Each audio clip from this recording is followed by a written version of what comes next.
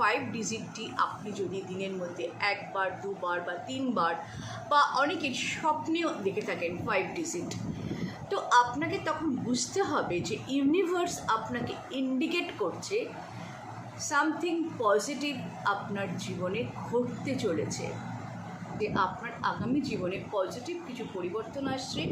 আপনার বুদ্ধি ও চিন্তার ক্ষমতার মধ্যে অনেক পরিবর্তন আসতে চলেছে এবং মেন্টাল ডেভেলপমেন্ট হবে, এবং তাও অত্যন্ত হাই লেভেল বা সোল লেভেলে।